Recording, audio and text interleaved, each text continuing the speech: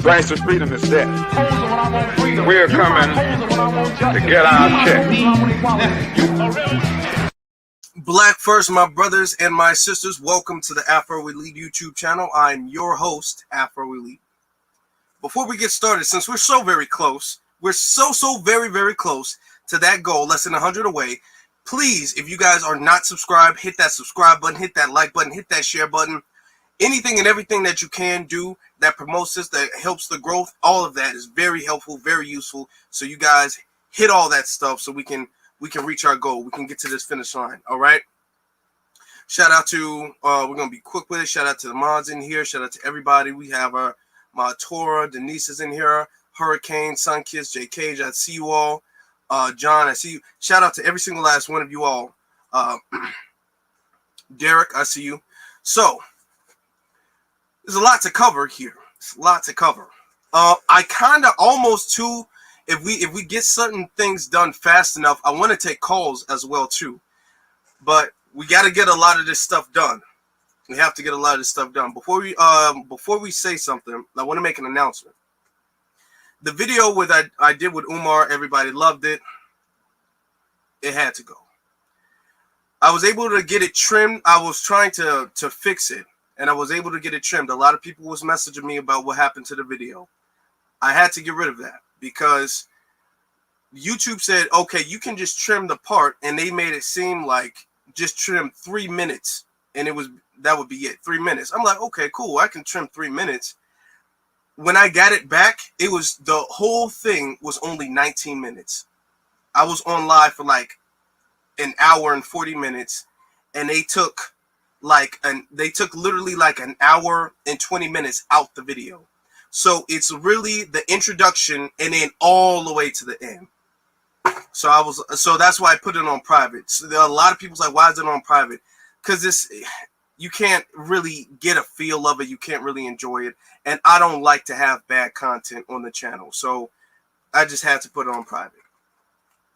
So that's what it is. I might put it, for those who want to see it still, I could put it on unlisted. So you guys, if y'all have the link, but I didn't like that.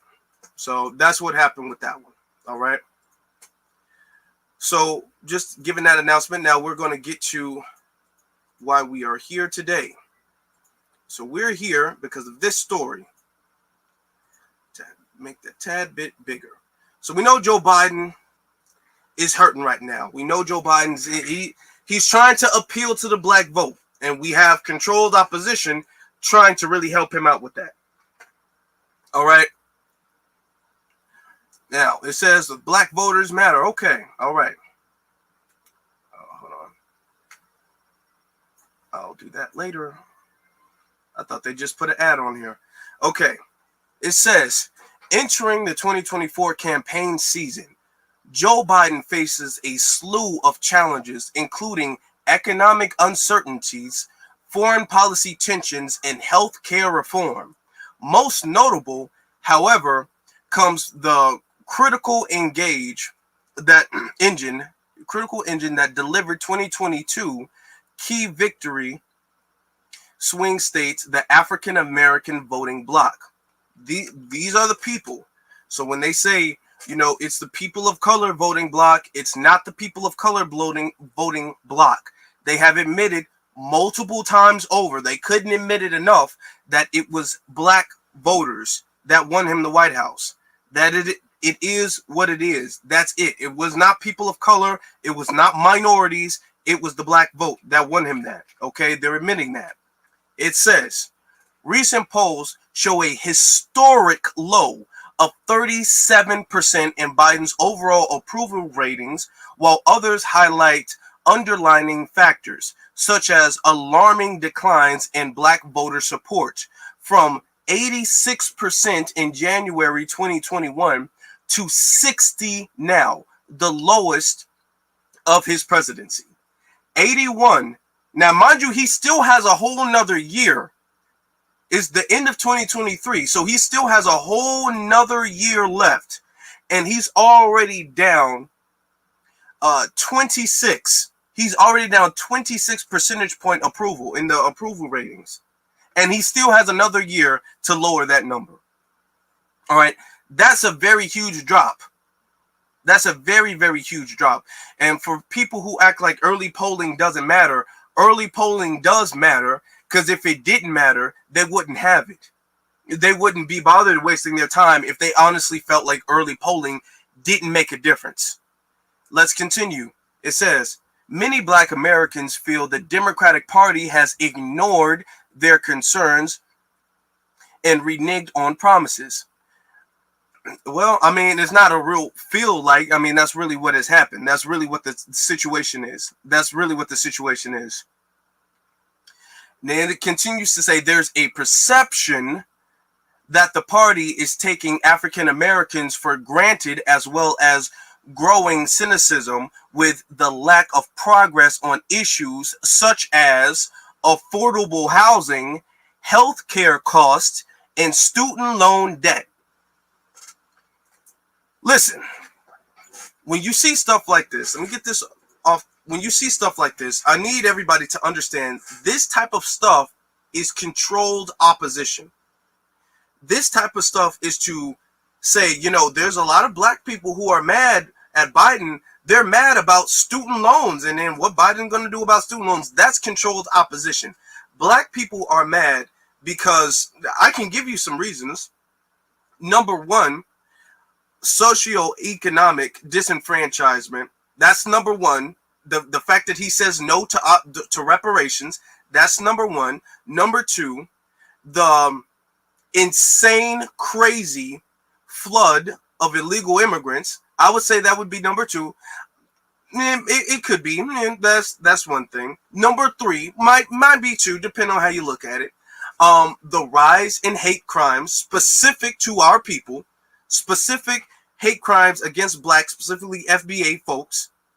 These are the three things. Black people ain't sitting up there tripping about student loan debt relief. That's not what Black people are tripping on. They say those things because that is controlled opposition trying to point to a solution that Black people really aren't looking for. They'll say, well, Black people, what they're mad, I'll tell you what they're really mad about is the student loan debt relief. That's what they're really mad about, and affordable health care. That's what they're really mad about. And what is Biden going to do to fix that? That's not what anytime you see a legitimate Black person, not a shield on the camera, a legitimate Black person on like a press conference or anywhere, any interview or anything, they're talking about one of these three things. Okay? They are not talking about student loan debt relief. So that's controlled opposition. Let's get back to it. It says, let me find where I was. Okay, so the student loan debt. All right. More specific policies, like the recent decision to halt the ban on menthol cigarettes. All right. Menthol, they're talking about cigarettes now, which disproportionately affect Black smokers, have further raised concerns. Black people is not sitting up here tripping on cigarettes and you banning cigarettes. Black people ain't tripping on that. See, they're trying to divert what the problem really is. They're trying to say things like, well, you know, I know the problem. The problem is there are too many cigarettes in Black gas stations in the Black community. And if you get rid of all those cigarettes, then, you know, you'll get the Black vote for sure. That is controlled opposition, ladies and gentlemen. We're continuing. It says, but members of Biden's campaign say definite conclusions from early polls are premature, adding that they have a comprehensive strategy to address growing apprehensions. Well, I would like to see when that strategy is going to show up, because, you know, next year is going to be the year where people hit the ballots, and this strategy has not been working so far because it's the lowest it's ever been. So I wonder what that strategy is going to be later on. It continues to say, quote, the DNC hasn't let up on engaging and mobilizing Black voters, said the Democratic National Committee Chair, Jamie Harrison. This isn't something I take lightly. I know what it feels like to have our community taken for granted and only have folks show up for us when they need our vote on election day. That is exactly what they're doing. they're starting early because they know they're really down bad. But that's exactly what they're doing. It says, he traced the party's excuse me. He traced the party's commitment to investing more heavily in organizing, persuading, and activating black voters ahead of the 2022 midterm election cycle to their plan to double down on those efforts in 2024. Harrison said, before we go on with that, their plan in the 2022 midterms didn't really work out that much for them. It didn't really work out that much for them. Look at Stacey Abrams.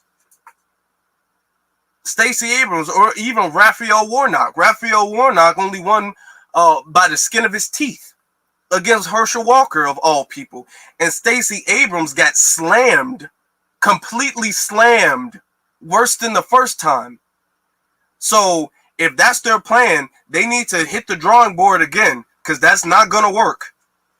It says Harrison said he's met with black voters across the country in the past year.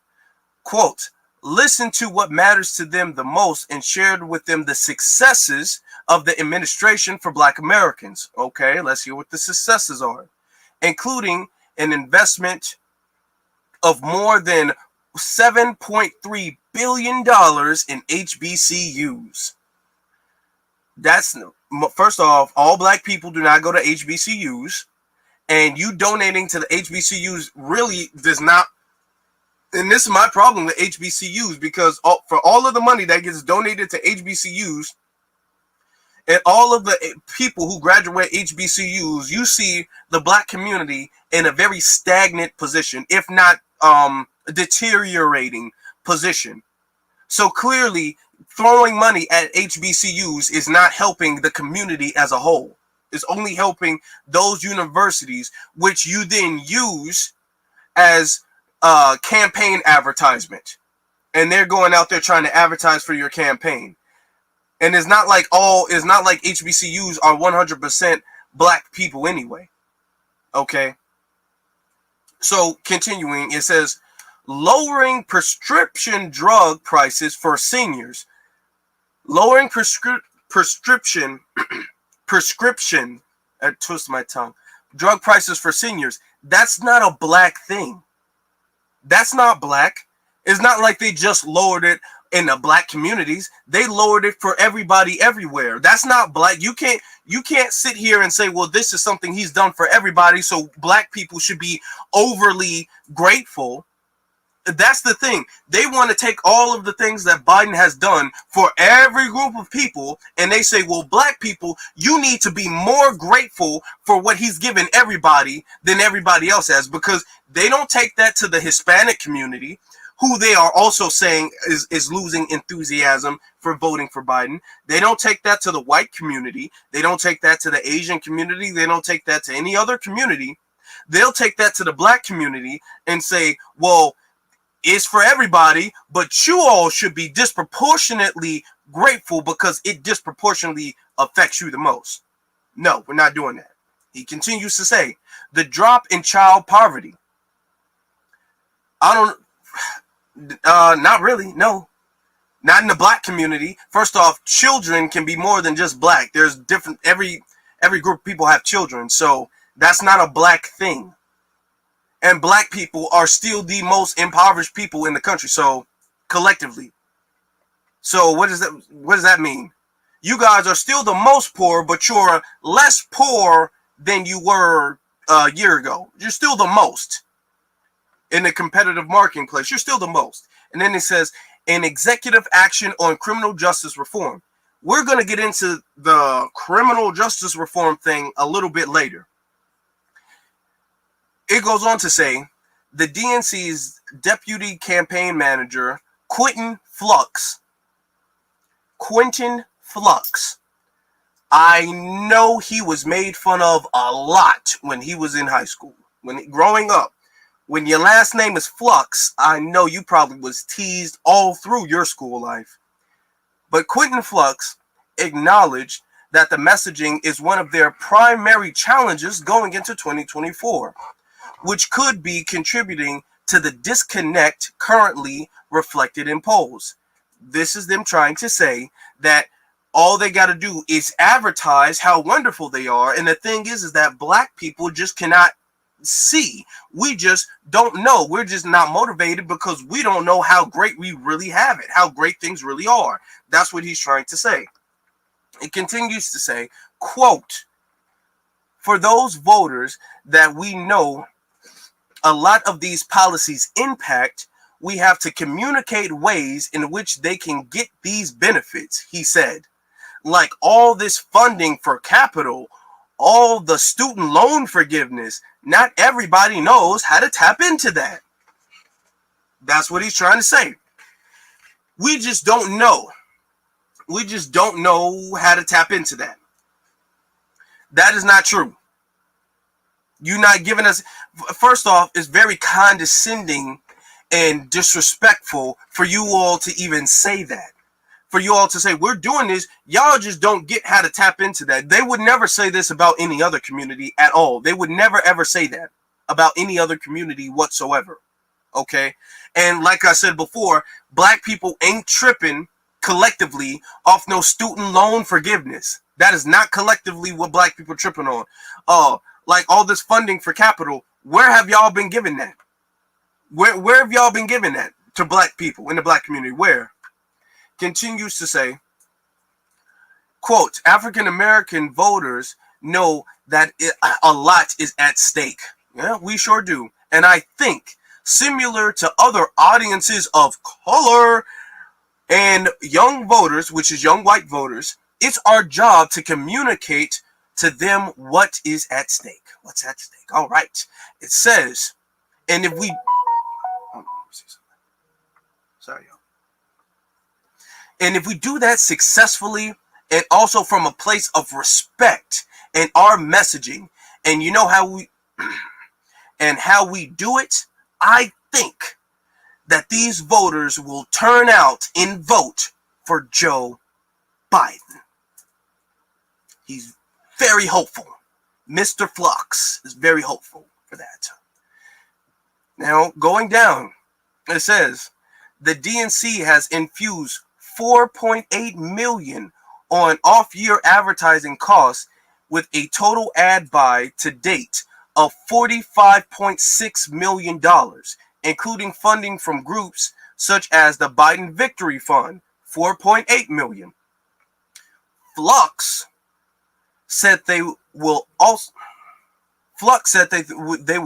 focus heavily on college campuses, including HBCUs. See, this is what I said about the HBCUs, because these HBCUs are going to become vessels for them to advertise. They're not sitting up there donating to HBCUs because of the goodness in their heart, because they want to see the students succeed and the students do this and the students, grow and have a prosperous future. They're doing this because they know for a fact there's always this college. There's always going to be younger students coming in. There's going to be students coming out, students coming in, students going, students coming.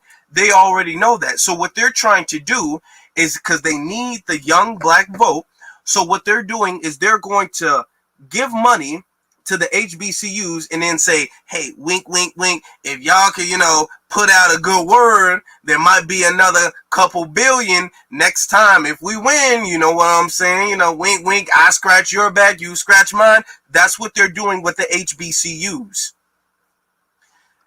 It says also, in traditional media outreach, such as online engagement, television appearances, drive time radio features, tapping influential figures such as Roland Martin, Steve Harvey, and D.L. Hughley. I want to say that The Guardian is bogus. The Guardian is not right. The Guardian should be, whoever wrote this should be ashamed of themselves. Why would you put Roland Martin's head up in this? You know he's not going to be reached out to. You know that. You know it. You're going to get your hopes up. You're going to make this man get his hopes up for something that will never come. This man, he probably is going to see this and probably going to buy himself a couple victory cakes. And he's going to eat them. And it's going to be for no reason whatsoever. Because nobody's coming to feature with him. Shame on you. Giving this man false dreams like that. You should be ashamed of yourself. Steve Harvey. Who listens to Steve Harvey when it comes to politics? I just want to know. Same with D.L. Hughley. These are not political figures. These are not figures. These are entertainers. These are famous entertainers in the black community. But these people, none of these people they have mentioned have any influence in sway within the black community whatsoever. Do you know how many memes people make of Steve Harvey? People are not going to take Steve Harvey or D.L. Hughley serious or unbiased. When they say D.L. Hughley smiling from ear to ear every time he's around Kamala Harris. Like, nobody's going to take... Okay, this is who they got, though. They want us, man. I can't really do it like the way Tariq do it. But yeah, nobody's taking that serious. Nobody's taking that serious. It says, Sean Foreman, a political scientist at Florida's Berry University, emphasized the critical role messaging plays and said Democrats need to be more forceful working to retain or in some cases restore traditional support from black voters, making sure everyday families are aware of the bread and butter issues. Butter biscuits. Butter biscuits. The bread and butter issues the administration has tackled. All right. Butter biscuit. Quote, in 2020, Biden may have been Democrats' best bet to beat Trump, but in 2024 is not a repeat of 2022. His administration needs to make a better case to the public about their successes. They should make the Infrastructure Act, we're going to talk about that in a little bit, they're going to make the Infrastructure Act and the CHIPS Act, okay? And their role in supporting the union help tell the story about how they are helping people to close to home, all right? Because of the Infrastructure Act and the CHIPS Act. So we're going to look at those things a little bit later. Because if he's doing something, then we got to look at it. So we're going to be looking at the stuff that they say he's been doing. It says, the civil rights historian Catherine Milleen Charin, who lectures on Southern history and democracy at North Carolina State University, sees it as more of an age-related challenge. Quote, the challenge between 2020 and now also falls along generational lines, she said. Elders from the movement years of the late 20th century went along with the South Carolina's Congressman Jim Clyburn's endorsement of Biden and its logic. He knows us, young people and activists, don't have the same historical relationship with the Democratic Party. So what she's saying with this is she's saying the older generation, they already know because they trust people like Jim Clyburn. And when Jim Clyburn endorsed Joe Biden, because they believe in all of the great things that Jim Clyburn has done for the community. I mean, you can take a look at his district and you can tell how many great things he's done for his district. But with Jim Clyburn, he's saying the older people, they have a relationship with the Democratic Party.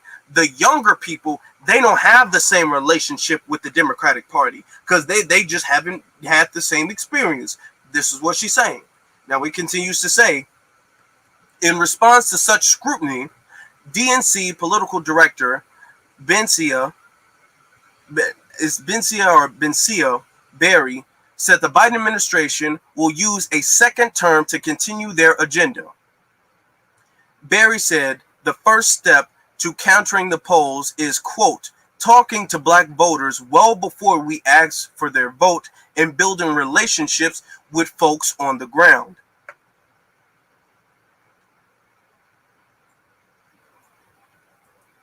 It continues to say, shout out to every single last person in here. Please make sure that you all hit that like button. Hold on, let me see something. I don't know where this went. Okay, there we go. All right. I didn't even notice that was gone. Yeah, make sure y'all hit that like button. It says, hold on, where was I? I lost my train.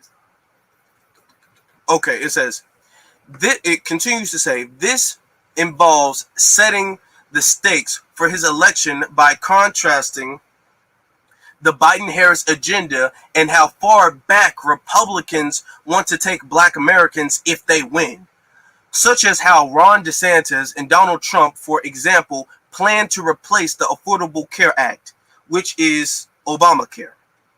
So this is their whole thing.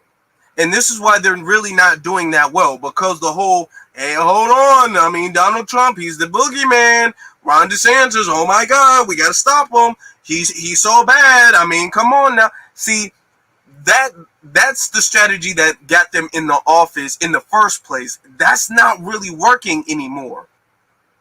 That's the thing. It says, well, we got to remember the stakes. The stakes are too high. I mean, Donald Trump, I mean, come on now.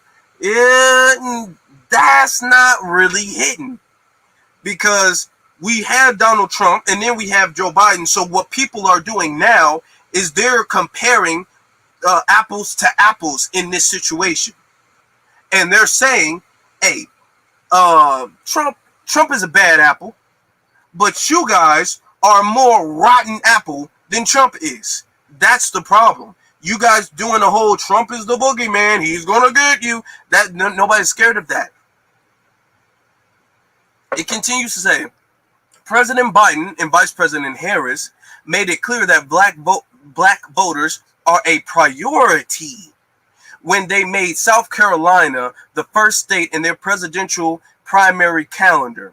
Berry added about their critical decision given the state's significant black population. Quote, we have an opportunity to spend the earliest part of the election year engaging black voters in states like South Carolina, Nevada, and Michigan. Okay, that just means going to them and asking for votes. That's all that means. They're not doing anything tangible. They're not doing anything substantive. Jamil Scott, Jamil Scott, a political behavior researcher and Georgetown University government professor, called Biden's re-election bid, quote, complicated. It's always tough when the president makes legislative promises because these only come to fruition if the legislative branch is on board with his agenda. Now, here's the problem with this. This is them playing hot potato, being all like, hey, you can't blame Biden. You can't blame Biden because it's up to the legislative branch of the government. And if they say no, if Congress says no, there's really nothing Biden can do. So you can't blame Biden. Here's the problem with that.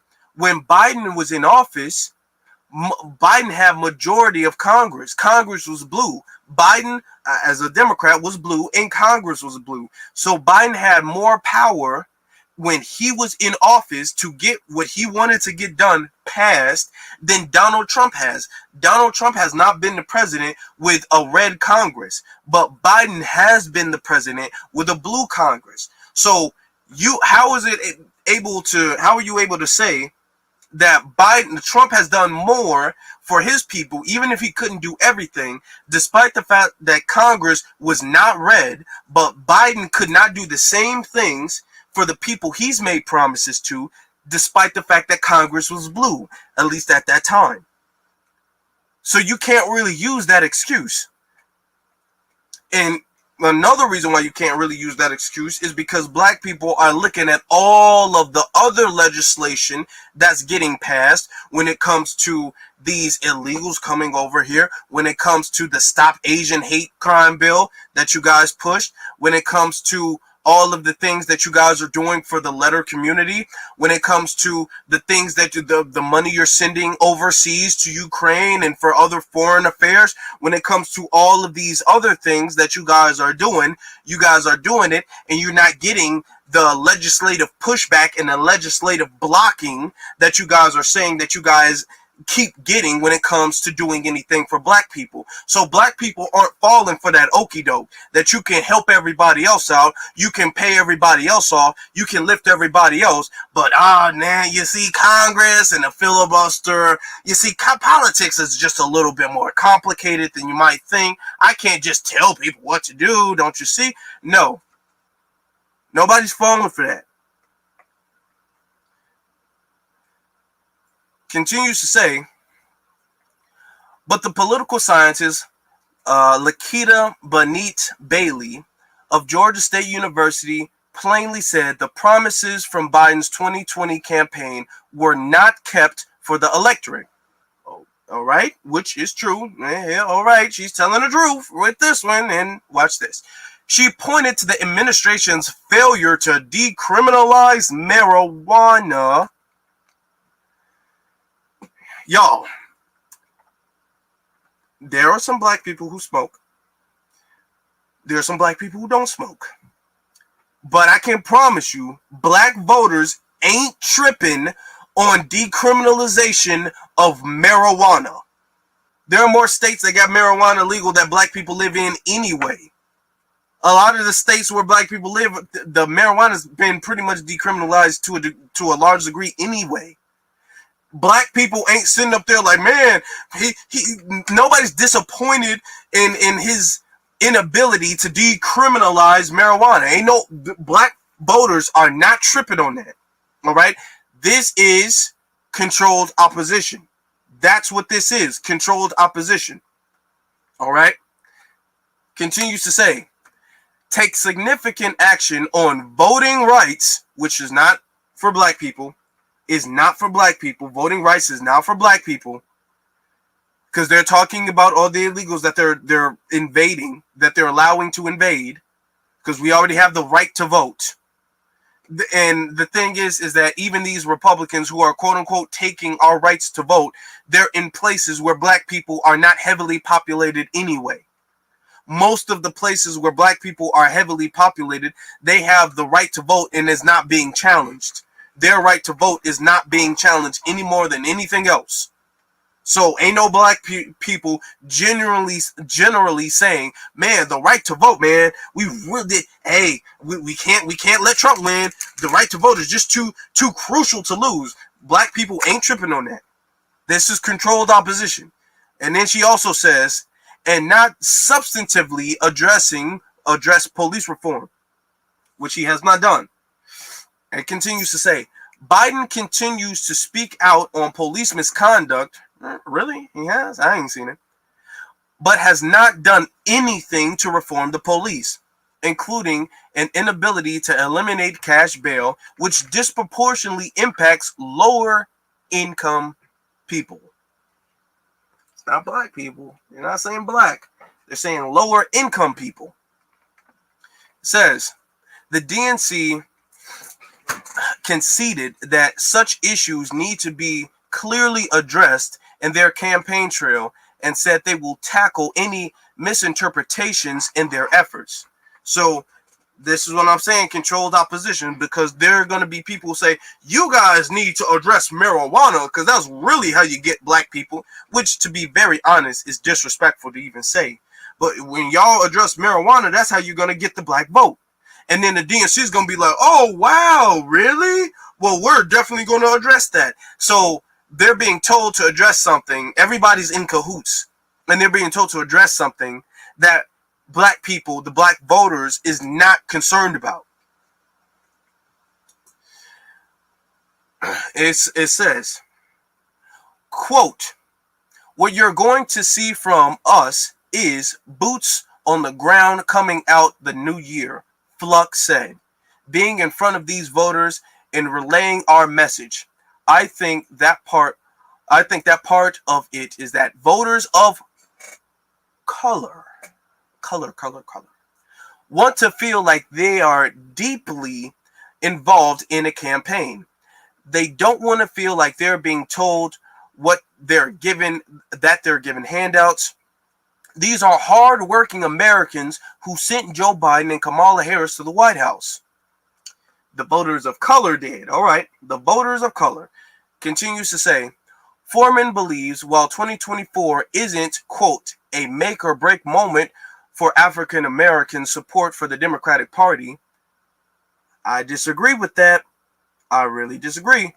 Then he continues to say, a weak showing with crucial blocks, including younger voters, could sway the party's direction. No, let's not sugarcoat the thing. Let's not sugarcoat it, because let's be very honest. If black people don't turn out, and that's what all of the evidence and that's what all of the polls and studies are looking like, if black people don't show out, it's going to be a very bad look. That's going to be a very heavy gut punch to the Democratic Party as a whole, not just Biden. The Democratic Party as a whole is going to feel that blow, not just Biden. I promise you that. It says, he also recognized the calls from Biden not to seek re-election from within the party. Last month, David Axelrod, a former Obama advisor, questioned Biden's candidacy in light of another poll showing Trump leading in 5 key states. Quote, he continues to run. He will be the nominee of the Democratic Party, or if he continues to run, he wrote on X, formerly Twitter. What he needs to decide is whether that is wise, whether it's in his best interest or the country's. Now, here's the thing. Let's be very, very honest. Trump is kicking everybody's ass across the polls. Everybody. And when it comes to early polling that they're doing right now, nobody is beating Trump, not even Biden. If Biden drops out, if Biden passes the buck or anything like that, there's not a single Democratic nominee that's going to beat Trump. And they know this. They're very well aware of this. This is why they're trying to do all of their little games and stuff like that to slow Trump's momentum down. Because they know, just like 2024, Biden is the only person who has a remote chance against Trump. Because it's not Kamala. It's not her. Kamala, whatever her name is not her. Who else is it? Nobody's stopping him. Not even the incumbent. With all the advantages that the incumbent, which is Joe Biden, has for re-election, he's losing in the polls. So that's why is what's best for him or for the country. Yeah, he needs to dropping out, but don't think another Democrat is going to beat that. And then it continues to say, Biden drops out, Foreman said, could do the party some good because, quote, a different, younger candidate could help mobilize new voters. Now, what he's saying is Biden is so terrible. Biden is really so radioactive. Biden is so radioactive that they're saying, hey, Biden, if you fall, if you mess up, if you lose to Trump, that's, since you're the president, that's going to make the whole party look bad. That's going to be a heavy blow for the entire party. So it's better that you not try, because ain't nobody feeling you right now. That's kind of where they're at with it. See, they put themselves in a rock and a hard place. Let me just finish this and then let's talk about it. It says, and then he finishes off by saying, but when it comes down to it, if Biden is the nominee, then the job will be for all Democrats, African American and otherwise, to get out in the vote in the various local communities and work hard to motivate people to vote. Okay. So, see, the thing is that they're in a very, very bad position right now because they know for a fact Biden is radioactive to the black community. He can do the shills and all the people in the Congressional Black Caucus. Nobody takes them serious. That's the problem. So they're looking like, hey, Biden's fall is probably more likely going to really be the fall of the whole Democratic Party as a whole. We probably, if Biden falls, if Biden loses, which is what is looking like it's going to be, if Biden loses, then the whole party is done. Biden is going to drag the whole party down. It's better we replace him with somebody who has a better chance of winning than Biden. But the problem is the fact that you guys, the whole Democratic Party is the problem. Not just Biden. Biden is a problem himself, but the whole Democratic Party is a problem itself. So they don't have a candidate, whether it's Biden, whether it's Camilla, whatever her name is today. It's not her, it's not Joe Biden, it's not Gavin Newsom. It's nobody that they can put that's going to get the black vote the way they need it to. That's their whole problem. Their problem is more than just Biden. Their problem is the whole party has turned their back and lifted the middle finger at the black voters. So they really don't have anybody to really replace him like that. They really don't have that. Now, you know that there's always going to be some type of political shill who's out here caping for the Democrats, and you think you're gonna run? Naturally, Tora said, I would vote for you if you run. You probably got a better chance of being the next president than Joe Biden does, to be very honest with you. Now, check this out. You have this lady. Hold on, no. She already had it. This lady out here, and this is what the Democrats are going to do. The Democrats are going to sit here, and they're going to sit up there and try to appeal to the black people by having what they call influencers. See, they understand that a lot of people listen to social media. A lot of people listen to the influencers because influencers have a level of impartial thinking that you don't see on like CNN, MSNBC, all these things. People will automatically view that as, okay, well, CNN, they have left leanings.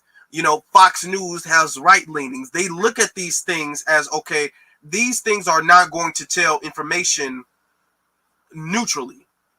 They have a bias. So they have influencers because influencers have the ability to not have a bias. Not all of them do. So what they're going to do is they also know that influencers, they have a reach to the younger voters. Because a lot of the younger voters aren't sitting up there watching CNN all day or watching MSNBC, ABC, whatever. So they're trying to appeal to the influencers. But they're not really appealing to the influencers. They're using different shills. Different shills are trying to be influencers to get the bag. And they're trying to, big up certain influencers. So this woman has made a viral video talking about, her name is Political Sis on TikTok. She's talking about what Biden has done for the black community, and this is what we're going to be discussing. So, and she's made multiple videos of this, mind you. But let's get into it. Last night in my live, a sister came up, and she already had an attitude. I can't believe you're going to vote for Joe Biden. Can you name anything that he has done for our community? I said, yes, ma'am, I can. But the fact that you don't even realize what he has done for our community is telling. But that's okay. So I started naming some things, like the infrastructure bill. Insulin is capped at $35. Student loan. Now we're going to get into the infrastructure bill and how great the infrastructure bill. Okay. Then she says insulin. Insulin is not, first off, all black people do not have diabetes. I don't have diabetes. There's over 300 people listening right now live. I'm sure a good number of you all don't have diabetes. Even the ones that do, I know you need your insulin. I know that's important. A lot of other people have diabetes as well too. That's not a black thing. That's not black.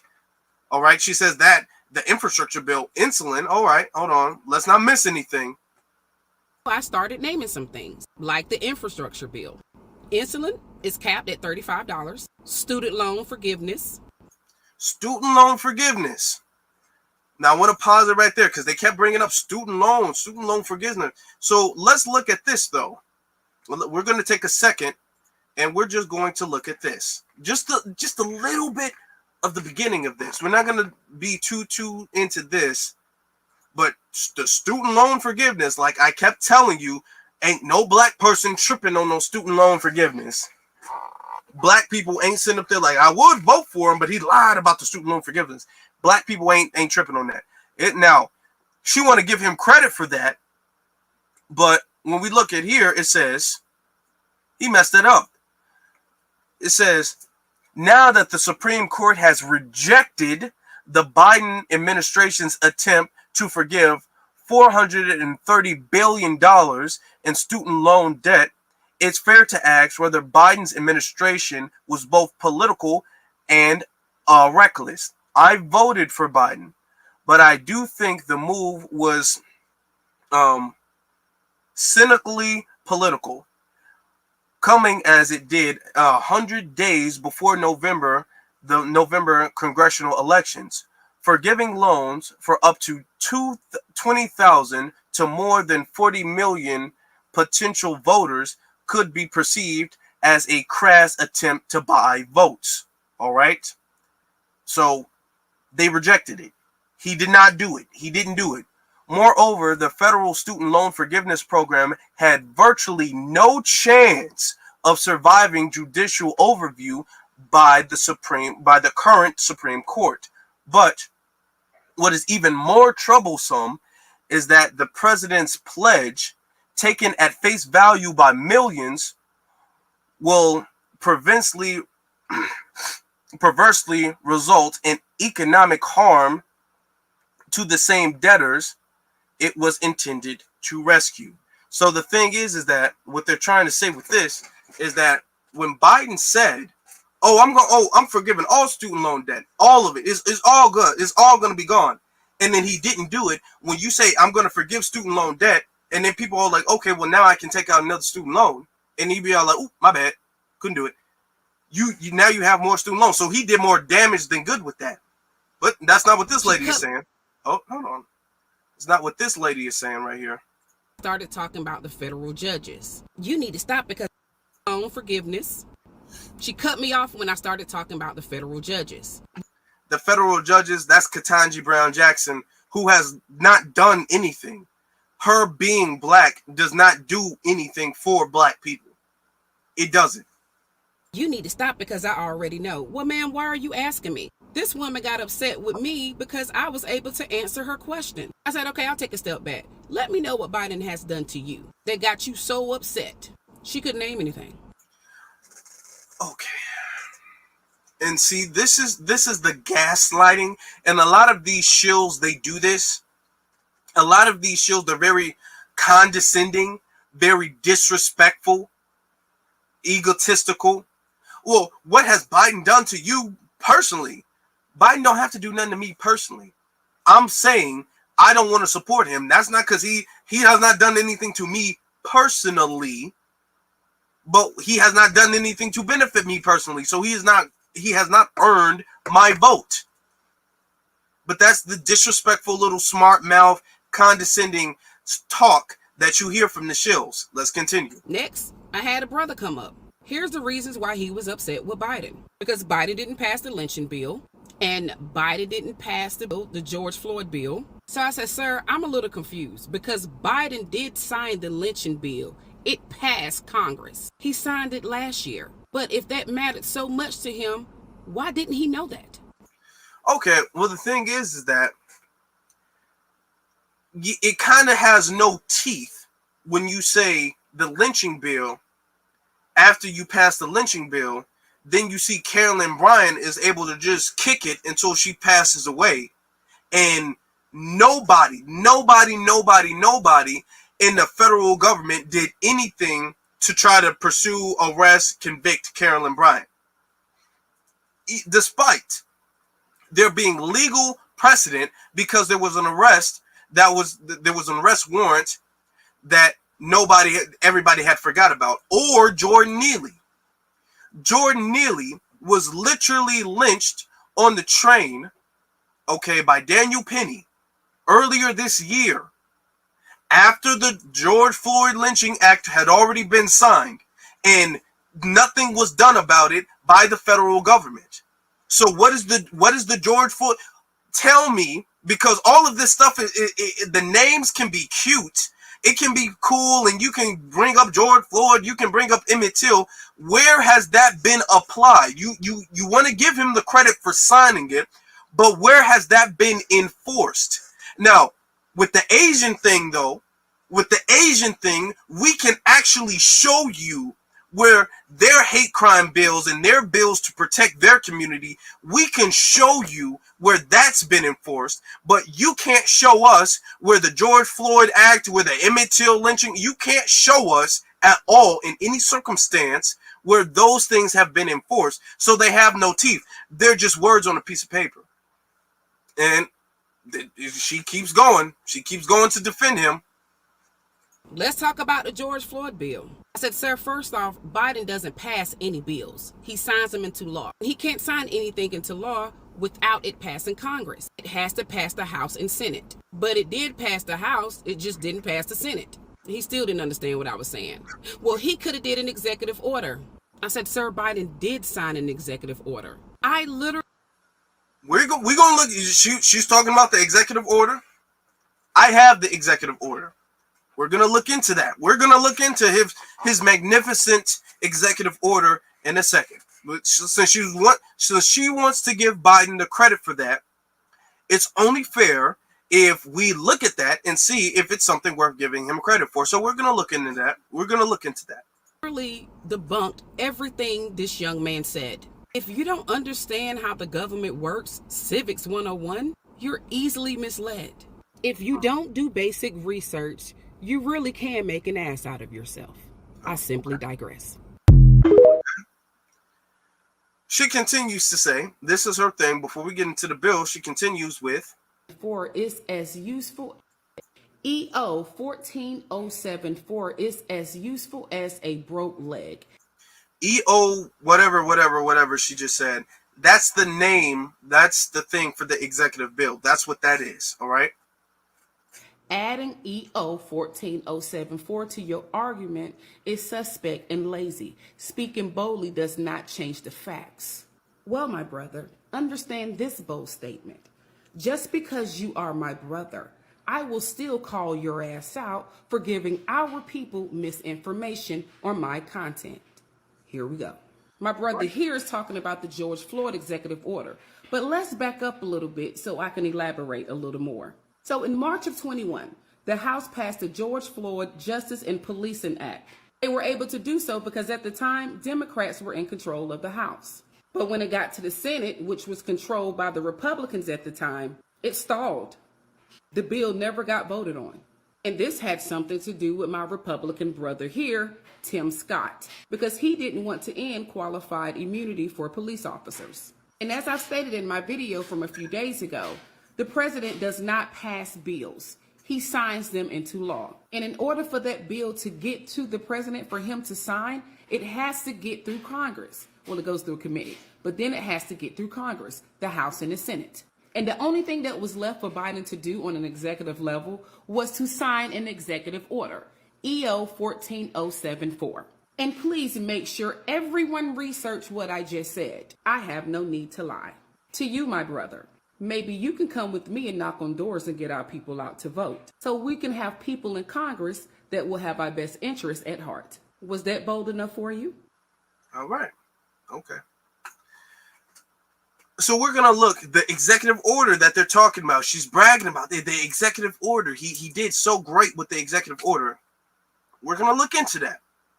Before we do, I'm sick of the whole, well, you know, Biden, he can't make Congress do anything. He can't make Congress do nothing. He can't do that.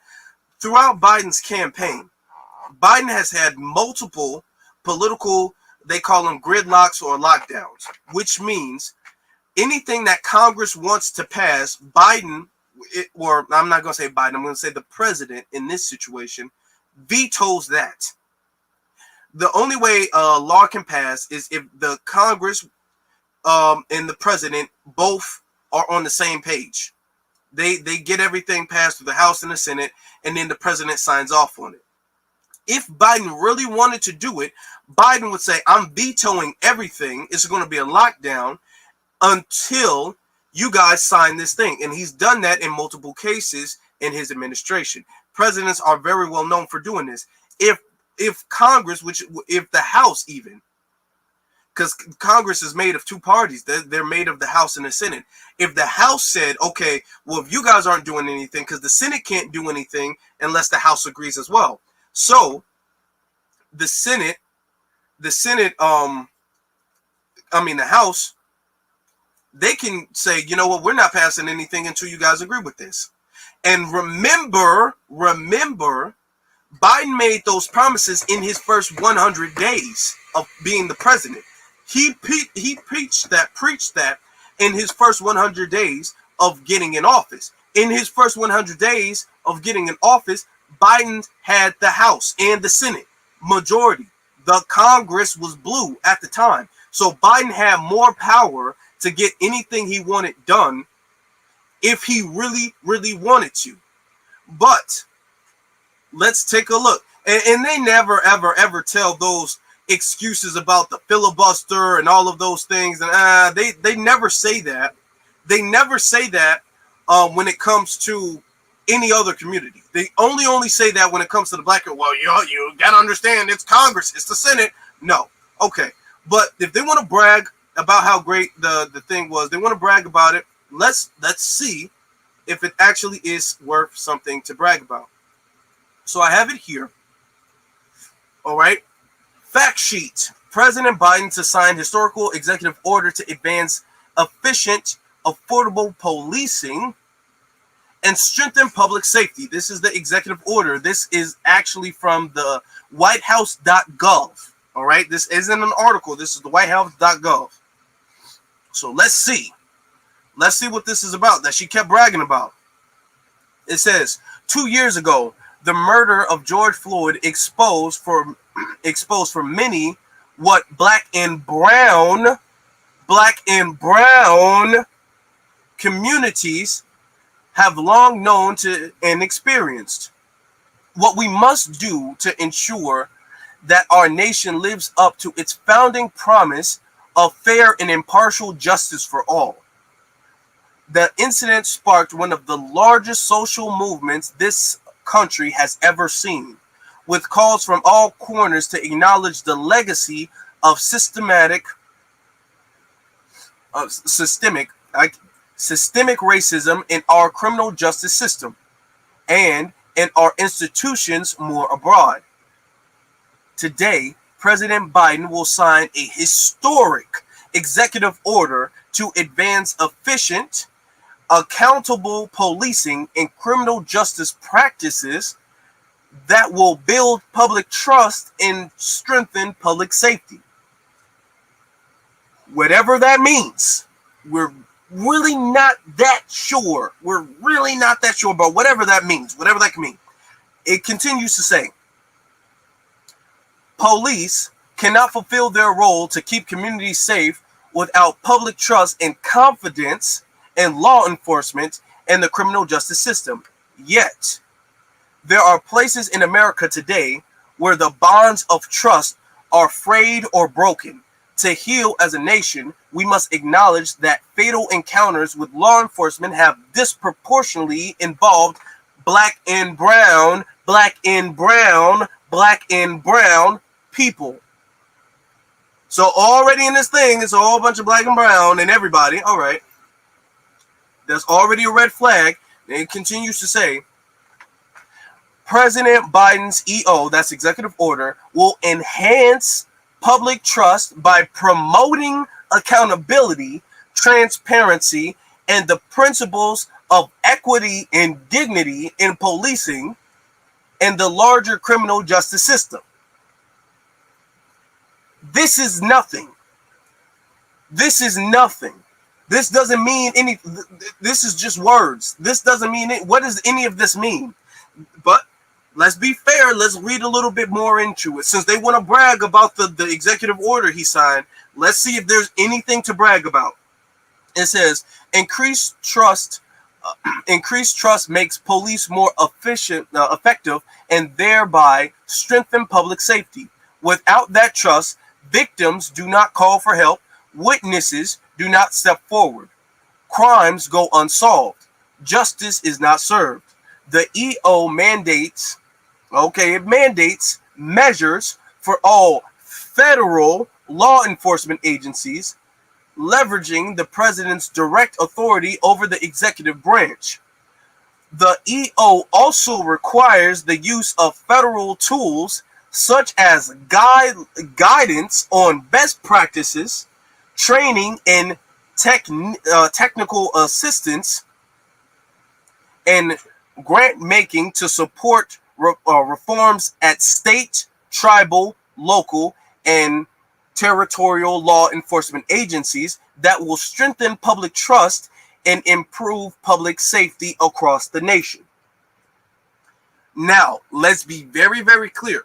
In these cases where we talk about police brutality, where we talk about police crimes, in almost all of these cases, they're not federal law enforcement.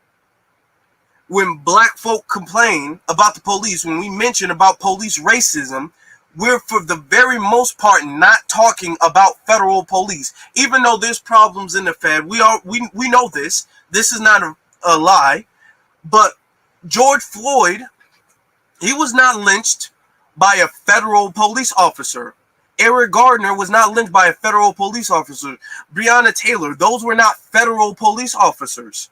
Okay, Tamir Rice, that was not a federal police officer. Okay, we can go on and on and on and on and on.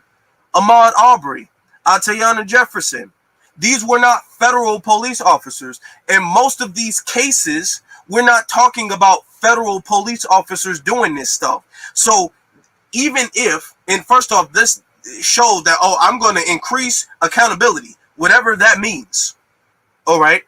But even if that's the case, you're not even going for what people are saying is the problem, because we're talking about state and local law enforcement officers. These are the people who are primarily committing these problems.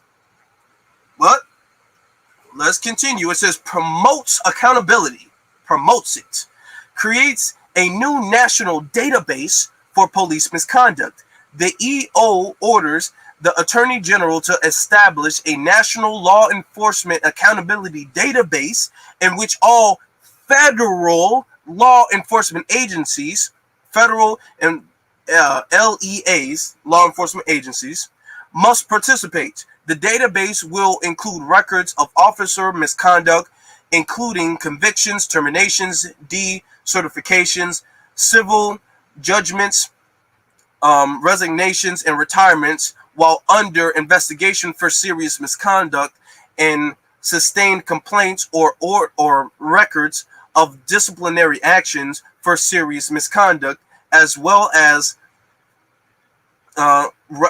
commendations and awards. But like I keep saying, they're talking about federal law enforcement. They're not talking about local law enforcement, which is what we be talking about when we talk about police. It says the database will have due process protection for officers. All federal agencies must use the database in screening personnel, and it will be accessible to state and local. It will be accessible, not mandatory, accessible to state and local LEAs, law enforcement agencies, who are encouraged to enter their records as well. Not enforced. He is not enforcing anything on the state or local law enforcement agencies. All right. The Attorney General will make aggregate data by law enforcement agencies public and will assess whether and in what form records from the database may be accessible to the public. So that means we not getting all the records anyway. That means that they're pretty much going to look at the records and they're going to say, well, we're going to determine what we show you and what we don't show you and how we show you, show it to you and how we don't. All right. All of these things. Look at all of these things. Let's go down. Hold on. Let's be fair. Let's go down. Let's read one more. It might be something else. Raises standards. All right. Ban the use of chokeholds and cardiac restraints unless deadly force is authorized. And restrict the use of no-knock entries. So they're talking about we're going to ban it unless it's necessary. And who determines if it's necessary? We do. Yeah, we determine if it's necessary. But if we don't say it's necessary, then it's banned. But it's not banned if we say it's necessary, which we will do all the time. That's what they're saying. It says the executive order orders all federal law enforcement agencies to adopt policing that bans chokehold and cardiac restraints unless deadly force is authorized and restricts, not bans, restricts the use of no-knock entries to a limited set of circumstances. So they're saying it restricts it to a limited set of circumstances. What are the limited set of circumstances? We get to determine what the limited set of circumstances is. It's ambiguous. It's vague, and that is deliberate. Because who determines what the limited set of circumstances are? Well, the people who want to break in the house. That's who. That's who. This is the executive order that she was just trying to brag to us about, and how we need to be grateful for Biden for this. It says, such as when the announced entry would pose an immediate threat of physical violence. Okay. So, I don't even need to get into any more of that. It's nothing. That is nothing. That is nothing. We are not, first off, the main thing is not federal law enforcement agencies.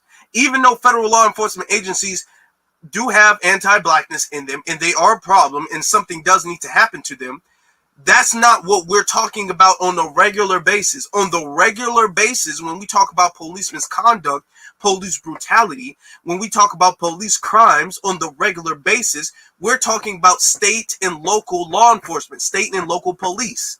Okay? We're not talking about federal law enforcement. That's what we're not talking about. And even if we were, even let's say they didn't use the word federal. Let's say that. Even if they said all law enforcement agencies, with the language that they do, what he's used, it's a loophole to everything. We're going to increase accountability. What does that mean? We're going to increase best practices. What does that mean? What does that mean? What does it mean to say we're going to ban chokeholds unless we determine there's a reason for the chokehold? What does that mean? That doesn't mean anything. Now, it also continues to say,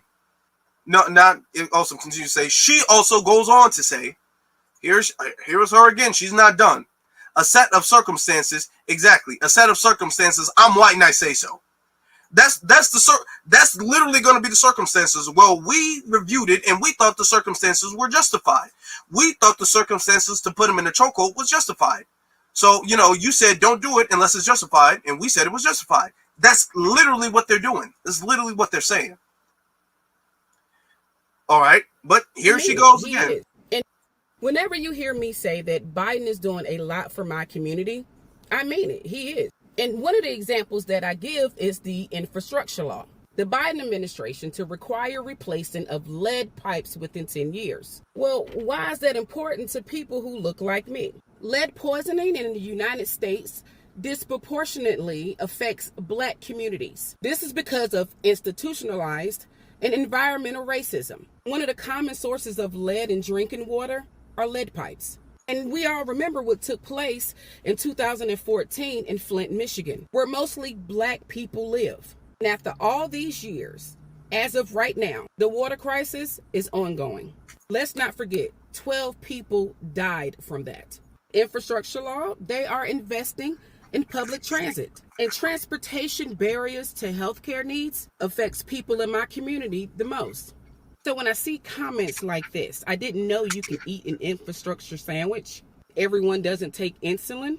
I think about the people in my community who lost their lives because they didn't have clean lead pipes or they couldn't afford to buy insulin. And to you, sir, for making a comment like that, you can go to hell. So with that being said, you're damn right I'm voting for Joe. Okay. Here's the thing, though. That's not going to win any other community. That type of stuff doesn't, and I'm setting up the call lines now, actually, while we're getting this stuff ready. That stuff is not going to win any other community. That just talk, the infrastructure. Let's talk about that.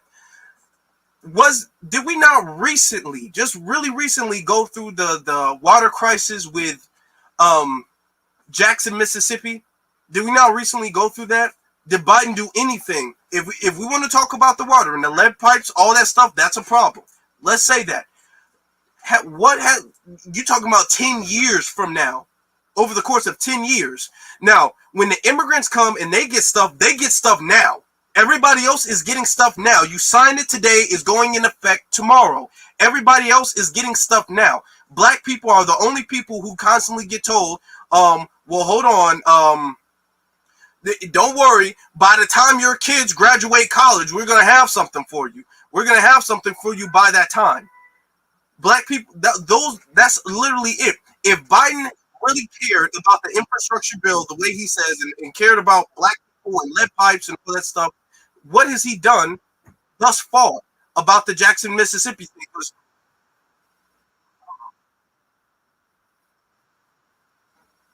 What the hell? Hold on. I'm trying to get this thing set up.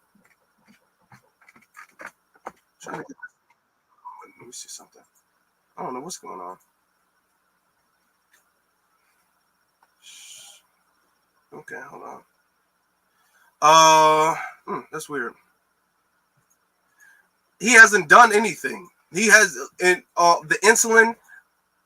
If you want to do that with insulin, well, most black people, what is that going to do? Because the thing is that you're saying that people who don't need insulin, they should look and they should be won over by insulin.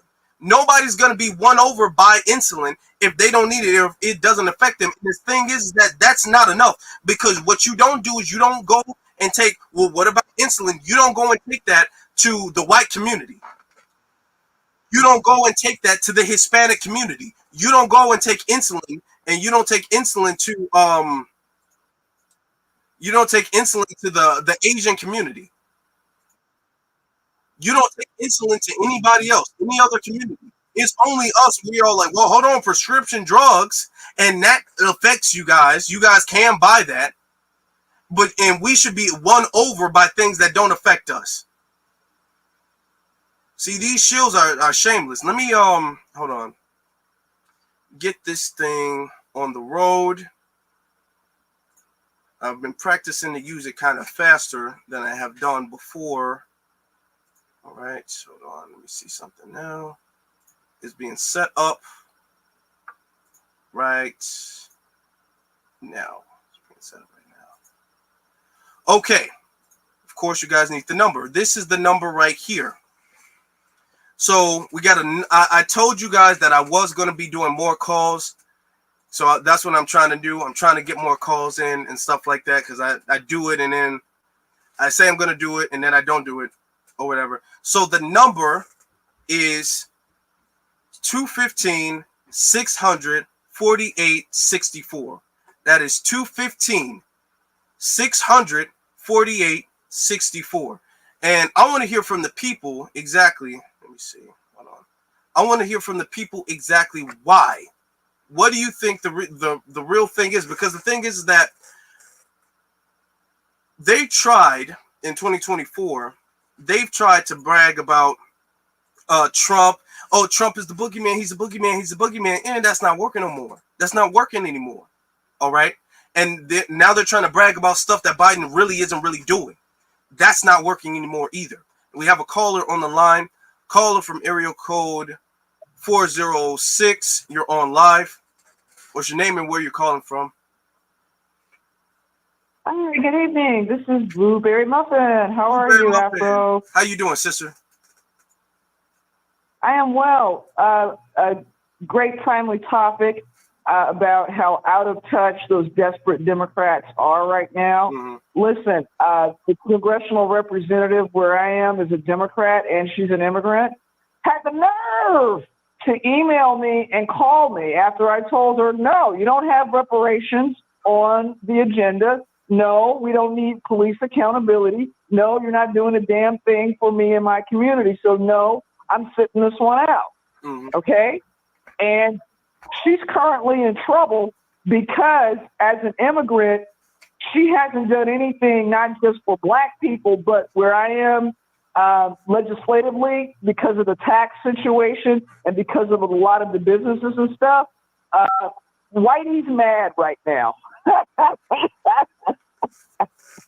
They are extremely angry because where I am, it is a sanctuary city, but the white folks are mad because of the tax base, and their taxes are not going towards the homeless crisis that we have or developing more affordable housing. It's going to a lot of the migrants that are coming in, the secondary migrants coming in from Ukraine and Afghanistan, but now we're getting some of Abbott's bus people, and it is getting nasty right now. So I just like to say thank you for informing and keeping everybody informed on code, and be one. Be one to you, sister. Thank you so much for giving us a call. That's our good sister, Blueberry Muffin. Be one to you. And we have another caller on the line. Caller from area code 760. You're online. What's your name and where you're calling from? George Trusty. You I also call myself the Quid outside of that. Hold on. You said you're George from where? George Trusty from Victorville. Okay. What's on your mind, brother? Yeah. How much more confirmation do we need? What's going on? You know? Mm-hmm. I mean, it seems like nobody is picking up what's being thrown down to us. You know, how much more confirmation do we need? We know what we have to do. Let's quit playing around and just do it. I agree. Because I'm sick of the woe is me's. Yeah, you know what I mean. I'm sick of the woe is me's. Look at this. Help, I'm being repressed. We get out of that and get falling into some other bullshit. I mean, I'll send you a video. That's another problem. It's they're trying to make single motherhood against the law. Really? Yeah. I'll send you a okay. video on that to your Instagram. Okay, I'm gonna check that out. Yeah, to your James Yeah. Instagram. James, yeah. And you know what that is? Okay, since the parents, the single mother can't take care of the kids, guess where they're going? Into something that's similar to what they did with the Native Americans, re-education camps. You said they're trying to send the single mothers to the re-education. The single mothers or the kids? The kids. Okay. You see, since they're going to make single motherhood against the law, what are they going to do with the children? Where are they going to send them? You see what I mean? So basically, you're going to send them somewhere that's going to be something like a re-education camps. To be basically, these dummies are voting in to become slaves again. You're giving up your rights to the state, saying, oh, I don't have enough sense to take care of myself or my kid. It's a slippery slope. Yeah, I mean, and see, that is dangerous because when we talk about the state of the Black family or whatever, let's be very honest, the Republicans, they're not for Black family and Black, they're not for that, but their policies are not as negative to that as the Democratic policies are, and their agenda is. So we have to look at that in proper perspective. It's not like the Democrats are pro-Black family. They're clearly not. But the thing is that their policies are not as harmful to that as the Democrats' policies are. Yeah, exactly. Like I said, check out that video I sent you. I mean, it's alarming. I definitely will. And a lot of people are big upping this shit, you know, thinking it's something. And it's coming from our community until it bites us in the ass. Right now, it's single mothers. Right now, you know, they say single unwed mothers. Okay, what's next is going to be income, you know, then it starts rolling in after that. Yep. Yeah, pretty soon, dude, our black asses are going to wind up, check this movie out. We're going to wind up like THX 1138. That's what's going to happen to our black asses. Yeah, well, I will say one good thing is that it's not looking like there's going to be a large black turnout. From the looks of it right now, it's not looking like it's going to be a large black turnout. Oh, so I mean, it's not going to work until it starts. I remember my comrade, his name is we called Professor. His name is Prophet of Doom. Used to say it's not going to help. It's not going to do it. We're not going to do anything unless it hurts. Mm-hmm. That's what he said. It's not, no, black folks are not going to do anything unless it hurts. Until then, we're going to be like a bunch of pigs in the pen, biting each other in the back, trying to see who can get the belt, get more slop than the other. Yeah, that's shameful. But I think what I'm seeing now, based off of their concerns, because they wouldn't be concerned if it wasn't concerning. So, based off of what they're saying now, I believe there's hope. I do. Oh, well, I got to tell you, I'm 53 years old. Let me tell you something about my story. I'm 53 years old. I remember when I was a kid, they were putting in pictures of Dr. Martin Luther King when I was a kid, you know, in my elementary. Now, I'm 53 years old, and they're snatching them back out like they're doing in Florida. This happened within my lifetime. My brother was born when they put in the Civil Rights Act.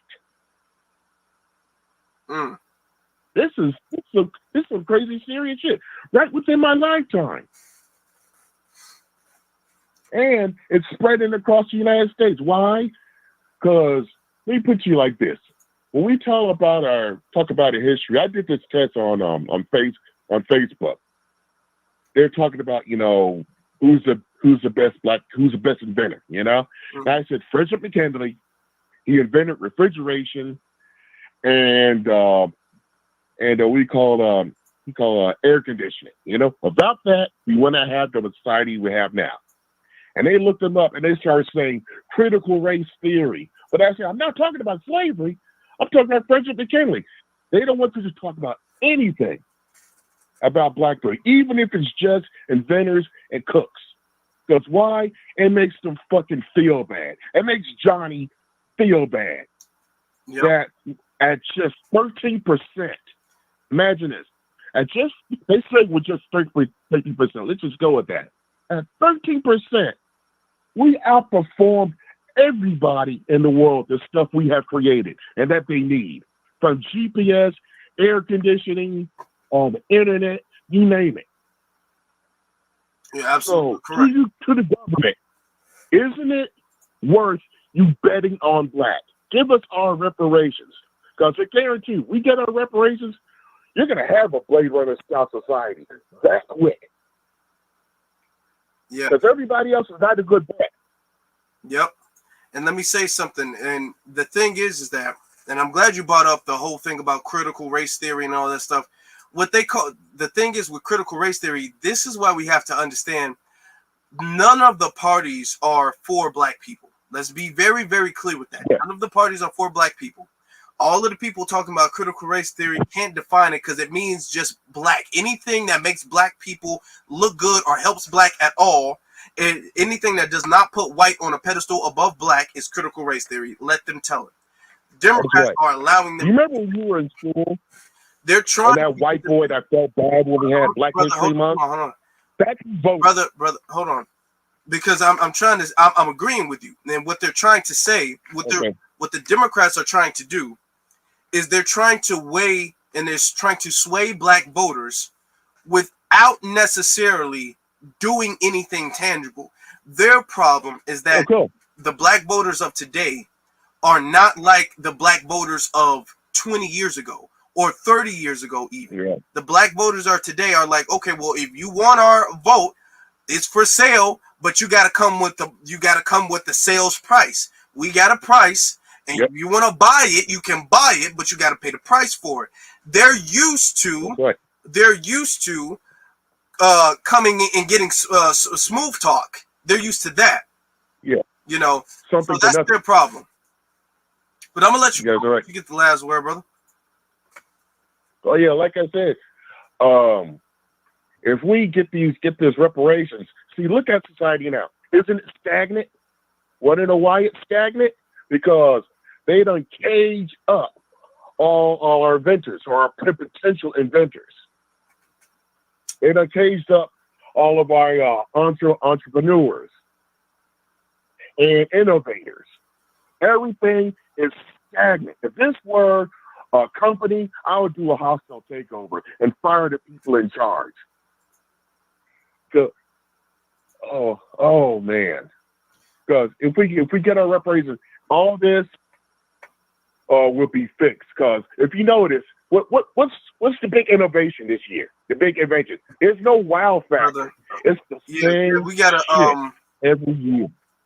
Yeah, I appreciate that, brother. I appreciate it. What'd you say your name was? George Trusty. Well, thank you, George. I appreciate you calling. Please call again. Be one to you. All right. Thank you, Afro. Check out that video. All right, I will. All right. Okay. So we got more callers. You know, some people had called and then they had kind of dropped down. So for the folks who have called and you guys, drop back down, you guys can call back. So there is a waiting room. So it's not like you got to wait for the caller to end before you call up. There's a waiting room where you guys can call in and you can listen to the conversation too. So for the ones who had kind of dropped down as, he was going, this, it's fine. You can call back. But let's speak on that for a second. There are some people who say things like, Trump is Trump and the Democrats are so bad. What we need to understand is that Trump, Biden, these things are Trump or Biden. They can only be president for 4 more years. Whoever is going to be president for 4 more years, that's 4 more years. We, as black people, specifically foundational black Americans, we are going to be around longer than 4 more years. We have to understand this. So we have to understand this is more than about Biden and about Trump. This is about how black people move going forward. This is how black people move going forward. So it's very important for us not to fall into the same loophole and trick bag. Because the same argument that, we got to choose the lesser of two evils. The lesser of two evils in this situation is going to be Joe Biden, or the lesser two evils in the other situation is going to be Donald Trump.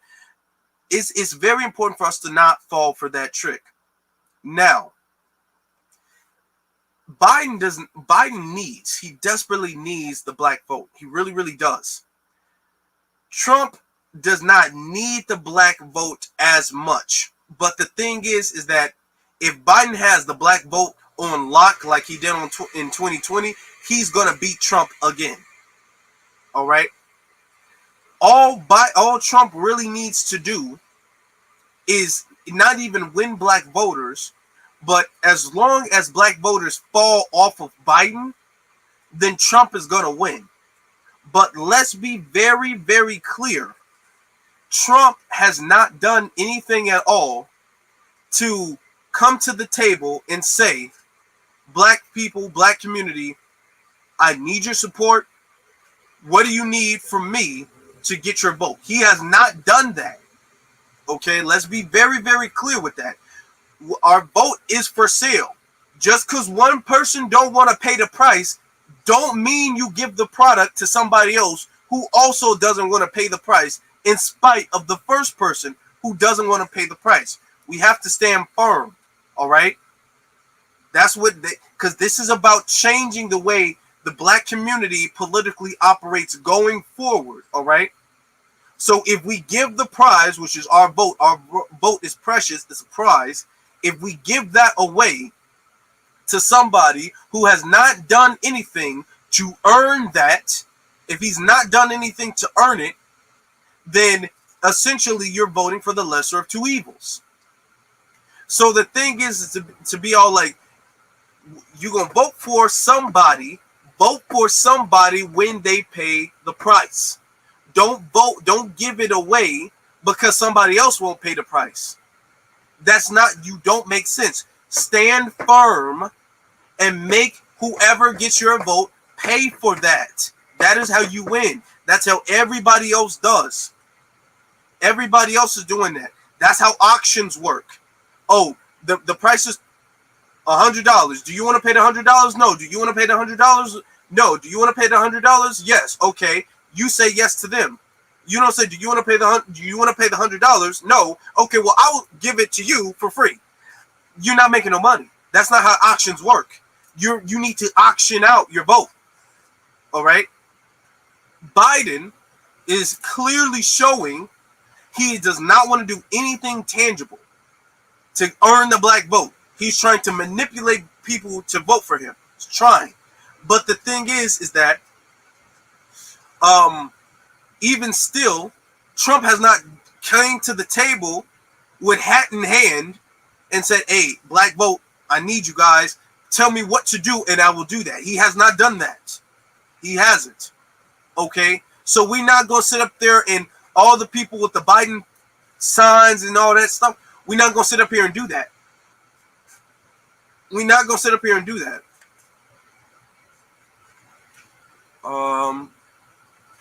Let's be very honest.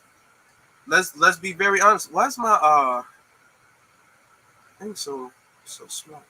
I thought my logo was a little bit bigger than that. Maybe it's not. I don't know.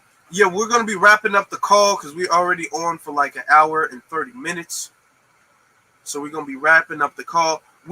Listen, y'all. We are very, very, very, very close, okay, to our goal of 10,000. We've done a lot this year, okay? We've been around the country.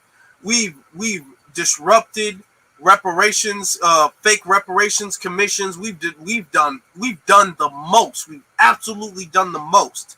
All right.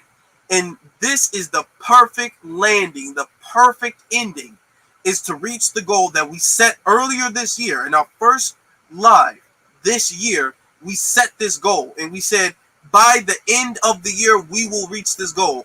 We're at the tail end.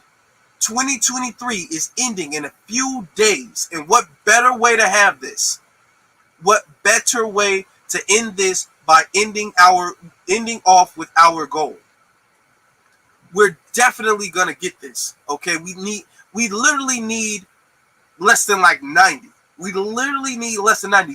And a goal we can change in a matter of a couple days. We might change it tonight. Let's be very, very honest.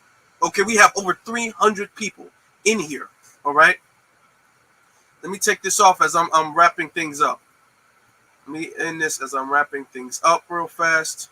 Hold on. Let's see. Drop off. So yeah, we'll be doing calls again. We'll be doing calls a little bit more often, more frequently. But what we need is that, because we're getting messed with, all right? Let's be very honest. YouTube is doing the most, all right? They blocked, remember I did the video with the Simone Biles and her husband. They blocked that video. Or no, they didn't block it. They interrupted the video. They just cut the feed mid live. Never happened to me before. In the middle of my live, they just stopped it. And I had to redo the other thing. So one half is like one thing and another half is like another thing. I can't fuse them. I did try to link them together with different cards and I put them in their own playlist so people who are watching for the first time know to watch the other part. But they did that. Then the thing with the Umar Johnson one, I did Tuesday. Folks loved it. Blocked immediately. Now you can go on YouTube. You can go on YouTube and see other people with the same clips, but they blocked mine. Mine was blocked. I tried to get that back. I disputed it.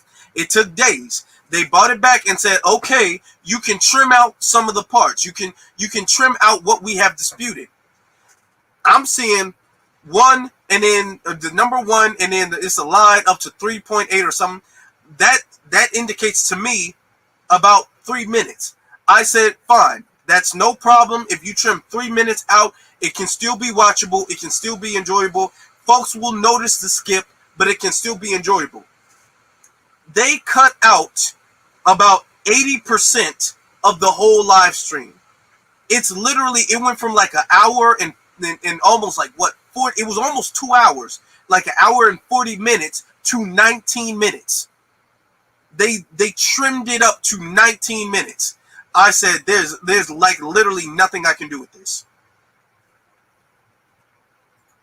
There's literally nothing I can literally do nothing with this. That's why I put it on private. Now the one we did yesterday, that one was doing really well. But the thing is that it's kind of like an uphill battle right now. It really, really is. But we're so very close, and we're really showing them. We're really showing them. I can't wait to do the recap of how much we've accomplished this year. But we're really showing them the power of the community getting on code is stronger than any little shady over policing with the policies, any shady shadow banning, any of that stuff is stronger than that. All right. Thank you. Absolutely. The Cash App, all of that, the Cash App, the Zelle, the PayPal, all of that is in the description below. Shout out to our good sister, Denise Scales, for the $10 super sticker. I appreciate that. Yeah, you're absolutely right. I appreciate you, sister. Thank you. YouTube does mess with us. YouTube does mess with us. That's why it's very important to support. It's a team effort. All hands on deck. All right. So that means when I announce the next live stream, everybody on Twitter got to share it. Everybody got to retweet it. Everybody got to share it. It's all hands on deck. We got a little bit of time left. All hands on deck. When I put this up on the community tab, folks got to like it. Folks got to comment how you guys were doing. The mods doing a good job. Good job today. You have people every time you come in, just say B1, B1, B1, all that stuff. It helps what they call the chat room messaging. When you go to the algorithm, you can see the amount of messages. Those translate to engagement. Chats that have high engagement get promoted through the algorithm on people's recommendations. People's recommendations is how newer viewers find your videos. That's why you see some videos have good view counts. You know what I'm saying? And they might have a strong base audience, a niche audience, but they don't really get growth because they're not really having a lot of engagement. See exactly what you guys are doing now. They don't have a lot of engagements. When the algorithm picks up that these videos have a lot of engagement, the algorithm spread those things out to people's recommendations. Even if people scroll past it, it will pop up the next time they refresh YouTube because it has a lot of engagement. All right. Shout out to let me see the super chat. Shout out to Cornell. Shout out to our good brother Cornell and Terrence. I appreciate both of you. I sincerely do. Shout out to both of you because that really does help. All right. That really does. So we're very close. I'm going to be going live. Like I said, I'm going to be going live every day until we get to that 10K. Tomorrow, I'm going to be going live. It's going to be earlier. Tomorrow is going to be around 12 o'clock Central time. That's when I'm going to be going live. I know the numbers might be a little off. I'm not 100% sure. It might be 12. It might be like around 1. o'clock Central Time. When I get that, I'm going to post that on my community tab and on my Twitter and on my Facebook so you guys can know ahead of time, all right? So we got to keep it, we got to keep this pressure up, and we got to show them that despite what they want to do, despite the little shadow bans and stuff like that, because what they want to do is they want us to go into the year not getting it, and then we're going to get it in the very beginning of next year. We're going to show them what we say we're going to do, we're going to do it. That's what we have to show them. So us getting the 10K is not just about me or the channel. It's about showing the establishment how powerful we are as a community. All right. Now, with that being said, so you guys know when I go live, follow me on my various social media platforms, which is Afro Elite on Instagram and The Afro Elite on Twitter. The links to both of those are in the description. You guys got to make sure we leave a like on all of the stuff. Leave a like. Hit that subscribe button if you have not. And hit that notification button. That also helps too. I can tell which percentage of my subscribers are had the notifications on or not. Last time I checked, it's 82% of all of the subscribers had at least some notifications on. And then the rest have not. All right. So we can get that up to 100. Let's be real. Let's get that up to 100. So with that being said, my brothers and my sisters, B1 salute to every single last one of you all. And of course, y'all have a good one.